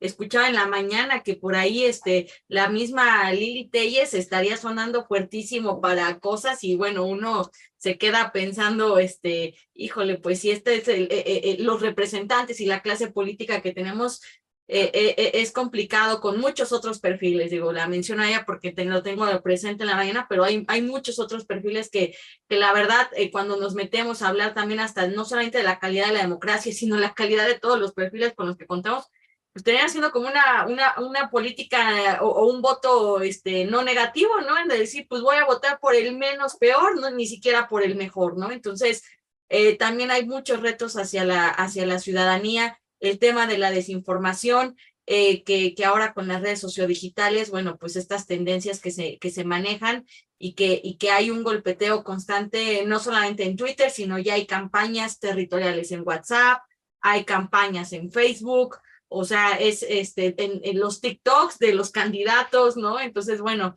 vaya que el escenario cada vez se va teniendo más elementos y se va complicando.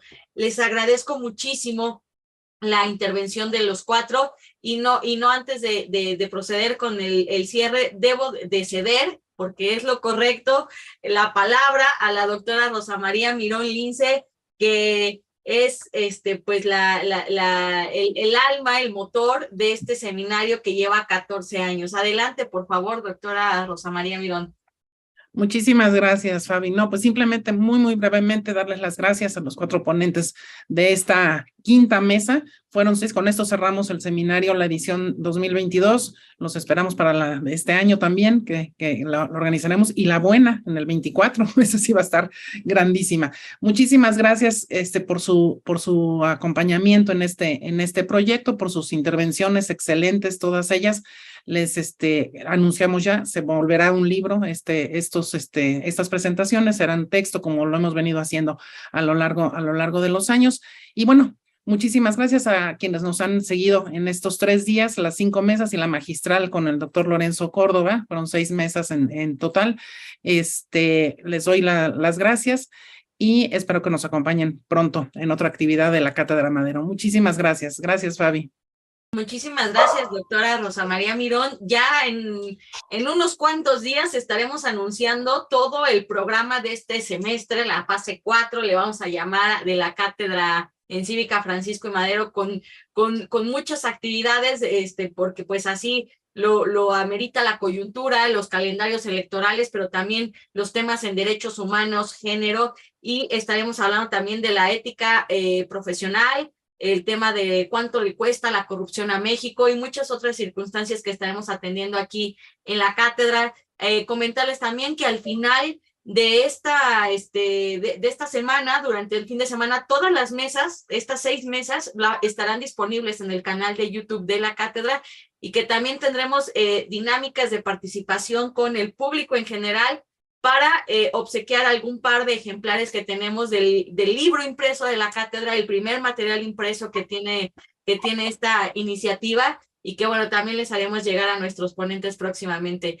A nombre del doctor Fernando Castañeda, del comité académico de la cátedra y de su consejo directivo. Yo les agradezco mucho su participación como ponentes y también a todo el público que nos estuvo visualizando durante estos días, durante estas horas, y que además con gran interés e ímpetu nos hacen llegar sus preguntas, cuestionamientos y siempre nos piden más, y para eso estamos. Muchísimas gracias y que tengan una excelente tarde. Hasta luego.